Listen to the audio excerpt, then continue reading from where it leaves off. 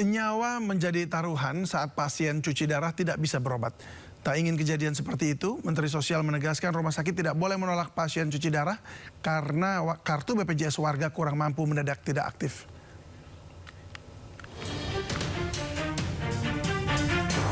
Pasien cuci darah dan pasien yang harus menjalani operasi menjadi dua kategori paling terdampak dari penonaktifan kartu BPJS penerima bantuan iuran atau PBI.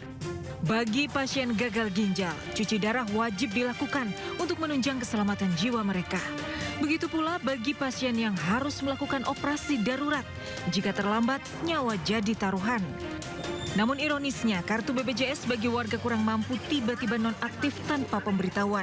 Saya agak kaget karena kan saya memang membutuhkan ya Pak ya kondisi ekonomi lah, saya nggak bisa ini ya, kalau untuk bayar untuk ini nggak bisa. Kalau tidak ada KIS, kayak kita kalau sekali berobat aja ke rumah sakit kan memerlukan biaya yang itu buat saya terlalu berat. Komunitas pasien cuci darah Indonesia banjir keluhan sejak 2 Februari lalu. Ada sekitar 100 pasien tidak bisa berobat gratis dengan kartu BPJS mereka. BPJS Kesehatan menjelaskan penonaktifan sebagian kartu BPJS warga kurang mampu merupakan imbas pemutakhiran data di Kementerian Sosial. Tujuannya agar penerima bantuan iuran BPJS lebih tepat sasaran. Menteri Sosial Syaifullah Yusuf menegaskan layanan kesehatan harus mengutamakan perawatan pasien daripada urusan administrasi. Rumah sakit tidak boleh menolak pasien, terlebih pasien cuci darah. Sementara itu, Menteri Kesehatan Budi Gunadi Sadikin menyatakan akan berdiskusi dengan Kemensos dan BPJS terkait teknis reaktivasi kartu BPJS pasien penyakit kronis. Ada alternatifnya sedang dibicarakan antara Kementerian Sosial dengan BPJS. Cuma saya tidak paham teknisnya seperti apa ya, tapi saya sudah terinformasi sudah ada diskusi antara BPJS dan Kementerian Sosial. Bisa nanti ditanyakan ke BPJS.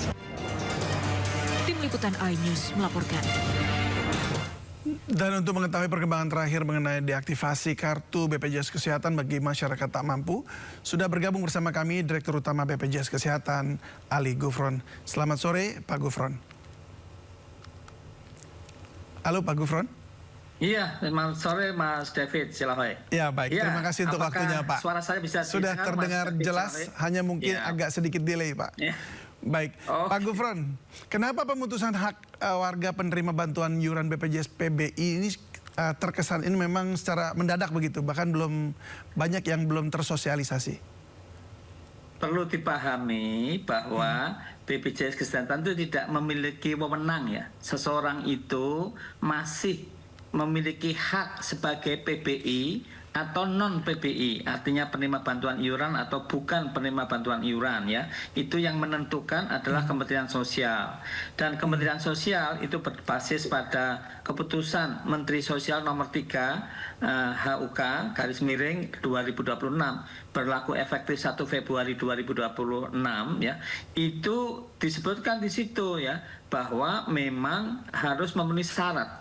Kalau tidak memenuhi syarat itu tentu ya namanya nggak memenuhi syarat biar tetap tepat sasaran dan jumlah yang menerima atau sebagai PBI sama yang PBI sebelumnya itu sama gitu. Oke, baik. Jadi Pak, BPJS itu berarti hanya sebagai operatornya untuk menerima bahwa oh ini yang harus deaktivasi ya, maka dimatikan begitu ya? Betul. Baik. Betul sekali. Baik. Jika seseorang kemudian tapi bagaimana Pak? Ya, tapi kan tadi sampaikan Pak Mensos bahwa pelayanan kesehatan itu lebih utama daripada administrasi. Jadi mereka yang memerlukan cuci darah ya bisa langsung terus gitu. Oke, sebab ya, seperti sebulan, ya, informasi yang memang yang tadi kami juga sudah sempat tayangkan di Depok itu ada apa namanya, mereka protes begitu ya, karena mereka mendadak nggak bisa untuk mendapatkan layanan kesehatan. Nah, jika seseorang ini kemudian meninggal dunia karena keterlambatan reaktivasi, lalu ini siapa yang bertanggung jawab ini, Pak? Nah, di dalam Undang-Undang 17 ya tentang kesehatan itu tidak boleh rumah sakit itu menolak apabila mereka atau pasien memerlukan pelayanan emergensi. Kok sampai meninggal itu kan berarti emergensi. Emergensi nggak boleh menolak tanpa jaminan loh ya. Itu tidak boleh, apalagi ada jaminan BPJS, lebih-lebih lagi, tidak boleh lagi gitu. Nah, kalau masih ada seperti itu ya, katakanlah dia ditolak gitu. Nah, Berarti tentu rumah sakitnya karena gitu ya aktif, bertanggung jawab atau? iya, itu iya bisa dihubungi BPJS 1. BPJS yang siap membantu itu ada namanya, ada fotonya, ada nomor kontaknya di tempat yang strategis di rumah sakit itu. Bahkan yang bersangkutan itu bisa menghubungi PIPP atau petugas penanganan pengaduan, petugas pemberi informasi ya, penanganan pengaduan, atau WA di 08118105 atau care center ya, itu di 165 ya. Jadi sebetulnya kalau tahu, cuman nggak tahu ini masalahnya. Nah iya itu dia. Masalahnya banyak yang nggak tahu gitu Pak. Jadi mereka bingung, waduh tahu-tahu rasanya kayak ditolak begitu kan. Apalagi kalau sudah ditolak namanya masyarakat kecil. Iya. Cuma bisa apa begitu rasanya. Nah tapi apakah BPJS punya apa ya, seperti by system gitu, protokol khusus untuk memastikan tidak ada pasien kronis atau ibu hamil yang tiba-tiba nonaktif. Artinya sudah terpantau dulu gitu. Iya, harusnya seperti itu ya. Harusnya ada istilahnya tadi dikasih tahu, kita itu kan ada ya, by name, by address itu ada. Nah itu dicek sebetulnya. Tapi kan ini memang istilahnya ke depan nggak akan terjadi lah. Saya yakin itu optimis nggak akan terjadi. Dulu-dulu juga sudah ada sebetulnya. Baik. Jadi iya. Dulu-dulu nanti sebenarnya sudah ada apanya nih Pak? Apakah sudah ada sistemnya? Sudah ada validasi dan penonaktifan itu ada jutaan orang ya. Dan itu tidak menimbulkan kegaduhan seperti sekarang karena waktu itu memang istilahnya itu ya tadi ya bertahap dan kemudian ada istilahnya itu ya bisa dihindari lah. Saya yakin ke depan itu tidak seperti ini. Baik, ini kan status aktif atau tidaknya kepesertaan BPJS Kesehatan sangat penting diketahui agar peserta tetap bisa akses gitu ya untuk layanan kesehatan tanpa kendala.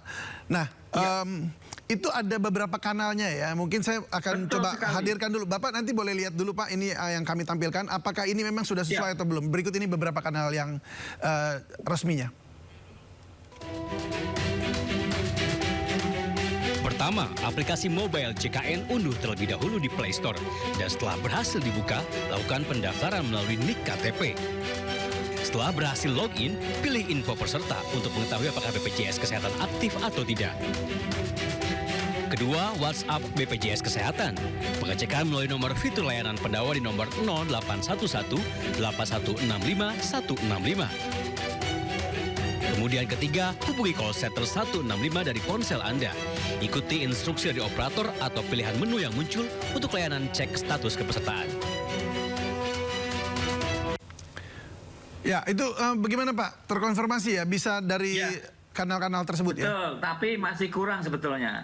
Bisa juga ya itu datang ke kantor cabang BPJS ya. Kalau dekat ya atau ada waktu kayak gitu. Kalau enggak ya seperti tadi. Atau tanya di BPJS 1 di rumah sakit, itu tempatnya sangat strategis ya. Namanya BPJS 1 Pak ya? Iya, BPJS siap membantu gitu. Itu tenaga BPJS atau di PIPP gitu, bisa. Di semua rumah sakit ada tuh Pak? Saya kira ada ya, tapi bukan orangnya ya. Kalau tidak fotonya atau nomornya yang bisa dihubungi kayak gitu ya. Jadi ada namanya, ada fotonya, ada nomor kontaknya BPJS 1 itu di setiap rumah sakit yang kerjasama ada. 24 jam sehari itu Pak? Maksudnya untuk nomornya bisa dihubungi dan dijawab? Nah itu ya dicoba aja. Ya saya tidak tahu berapa jam ya, tetapi paling tidak itu jam kerja masih buka. Oke, kalau dalam keadaan udah lewat jam kerja berarti kalau ternyata ada problem mereka harus bagaimana? Loh, tadi kan bisa WA. WA itu bisa kan? WA, bisa ya itu maksud center, saya. Bisa, berarti call center itu 24 jam berarti kan maksudnya? WA itu? Bisa, WA ini bisa. Bukan robot ya, artinya bisa bantu. Jadi, ya di situ banyak, ya? Iya, bukan robot. Jadi luar biasa sebetulnya. Ini kalau makanya teman saya itu adalah ketua dari ini istilahnya yang dia untuk antar bangsa, perkawinan antar bangsa ya, asosiasi perkawinan antar bangsa itu mengatakan, wah BPJS Kesehatan itu terbaik di dunia gitu. Wah, itu menurut saya agak keterlaluan juga. Tapi dia tahu persis ya bahwa apa yang sudah kita sediain. Bahkan ya ini kami seminggu yang lalu dari Bangkok itu ditanya masyarakat di sana yang bukan yang Bangkok, yang ikut di Bangkok itu dari berbagai negara. Kalau mau belajar kemana? Ya maunya ke Indonesia itu. Nomor 1 ya gitu. Baik, itu ya kita senang sekali bahwa kita juga menjadi acuan begitu. Tetapi kan ini ada problem ketika mungkin ingin mengganti sistem. Problem ini karena yang harus bisa diatasi ya. Ya itu dia. Tapi problem kan biasa tuh, ada problem ini. Saya kira secara keseluruhan udah bagus. Dulu tuh orang miskin dilarang sakit loh. Sekarang orang miskin kalau sakit dilarang bayar nih menurut Dirut BPJS. Asal aktif. Nah maka harus dicek aktif apa tidak. Cuma saya ketahui aktif ini maksudnya sesuai dengan syarat-syaratnya begitu ya. Maksudnya artinya memang bahwa mereka PBI gitu ya. Yo kalau bukan PBI kan harus bayar. Jadi ya artinya ini kan kebanyakan kemarin kalau kesehatan itu murah. Iya, loh kalau dia nggak tepat menerima PBI lalu menerima bagaimana? Ya, itu makanya kenapa banyak yang dinonaktifkan begitu ya, karena mereka sudah... Iya, karena tidak tepat ya, proses untuk menerima PBI itu kan macam-macam lah, saya nggak usah cerita di sini, tapi itu Kementerian Sosial sebetulnya ya, yang berhak seseorang itu menerima PBI atau bukan gitu. Tetapi satu-satunya lembaga publik ini Pak David untuk diketahui, yang pernah masuk nominasi Nobel itu baru BPJS Kesehatan. Oh, saya ulangi lagi, nominasi Nobel. Iya, satu-satunya yang masuk nominasi Nobel lembaga publik Indonesia setelah merdeka hanya BPJS Kesehatan, Pak.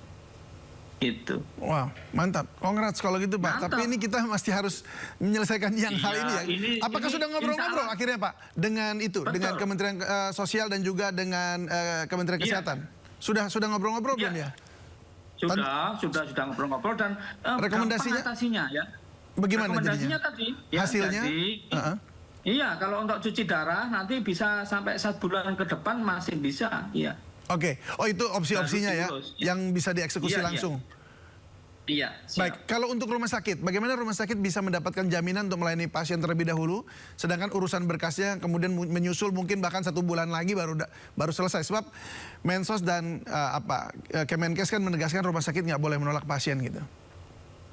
Iya, tapi kalau pasien BPJS untuk diketahui ya, itu BPJS tidak pernah membayar lebih dari 14 hari setelah diklaim, tidak ada pending, tidak ada dispute, 14 hari dibayar oleh BPJS. Itu cepat sekali. Coba swasta ya. Jadi ini cepat sekali, tapi kan jarang diakui dan jarang dilihat ya. Enggak, ini konteksnya untuk mereka yang ini Pak, yang mendadak nonaktif tadi, kan rumah sakit juga perlu ada jaminan gitu kan pastinya kan, bahwa ini pasti akan dijamin lah. Tetap itu ya. Asal itu memang memenuhi syarat tadi dan ya, aktif itu dia. Ya. Oke, dan tetap aktif ya. Iya. Oke. Untuk mengetahui bahwa sudah aktif kembali, seandainya mereka melakukan reaktivasi begitu, itu cek di aplikasi yang sama ya, atau langsung mendapatkan informasi dalam 24 jam begitu Pak? Dari Betul WhatsApp? sekali, bisa dicek tadi ya. Dan Baik. bisa tanya kan di rumah sakit. Nah, masyarakat kita itu kalau nggak sakit itu dia nggak datang ke rumah sakit. Belum memikirkan. Iya, belum memikirkan. Baru kalau sakit di rumah sakit baru bingung ya, baru mikir gitu. Tadi telat sebetulnya. Nah, oleh karena itu kami himbau kepada masyarakat, sebelumnya itu ceklah rutin. Saya itu aktif apa enggak gitu. Ini kesehatan tuh mahal. Ada yang membiayai Pak ya gitu. Nah ini dikira wah murah Pak, atau gratis. Tapi apakah penonaktifan ini terkait dengan kondisi keuangan BPJS Kesehatan yang saya baca sih ya dari riset ini adalah beberapa tahun terakhir kan defisit juga Pak? Sekarang mohon maaf.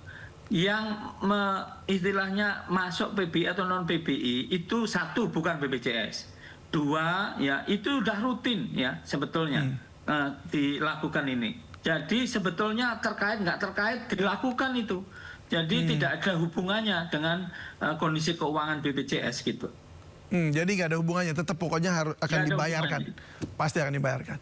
Iya. Pak, baik. Ini sekarang untuk ke depannya, kalau kita lihat kan Pak ya, saya juga pernah ke ke Australia dan menggunakan juga layanan kesehatan di sana dan juga ada cost sharing di Australia ya. Apa? Ada cost sharing, artinya ada cost sharing, ada urun biaya. Ada urun biaya, tapi juga itu, ada aturannya juga mereka begitu, misalnya seperti Australia atau di Singapura dan di Amerika, bahwa setiap orang tuh harus memeriksakan kesehatan secara rutin dan menjaga kesehatannya. Jadi pemerintah mendorong mereka juga untuk berolahraga, untuk segala macam begitu supaya biaya-biaya seperti ini berkurang begitu. Nah, sejauh ini apa yang sudah dilakukan oleh BPJS Kesehatan dan juga berkoordinasi dengan itu untuk mensosialisasikan hidup sehatnya ini? Banyak sekali ya, tapi kalau empowerment atau pemberdayaan masyarakat biar ngerti sehat itu penting bukan tugas BPJS ya. Tapi BPJS melakukan promosi prevensi, itu dilakukan. Bisa contohnya seperti apa Pak yang sudah dilakukan Pak? Iya, saya bicara di sedang itu. Di mobile JKN itu ada tinggal diklik riwayat screening riwayat kesehatan. Tinggal diklik, nanti dikasih tahu Anda berisiko sakit jantung ya, Anda berisiko sakit DM, maka harus ke klinik cek level glukosanya dalam darah segala macam. Oh itu datanya udah masuk semua tuh Pak ya? Udah. Sudah online semua ya? Oh, udah ada. Baik, tinggal masyarakat saja harus meriksa begitu ya? Betul. Ya, ini yang kurang. Tapi itu kan bukan tugas BPJS. Tapi BPJS melakukan, Pak. Sudah menyediakannya. Bahkan di Rut BPJS itu bikin lagu, Pak. Agar tidak menyesal, bagaimana? Iya, di YouTube ada agar tidak menyesal ya. Itu caranya kurangi gula, kurangi garam, kurangi lemak, kurangi nasi, olahraga sesuai, dilakukan tiap hari. Waduh, macam-macam lah. Jaga lingkungan. Dan macam-macam. Jadi itu dilakukan. Baik kalau begitu. Baik, terima kasih banyak nih Pak Direktur Utama BPJS Kesehatan Pak Ali Gufron sudah berbagi bersama kami dan memberikan pencerahan begitu. Salam sehat selalu Pak. Salam sehat Mas David, terima kasih. Selamat sore. Ya.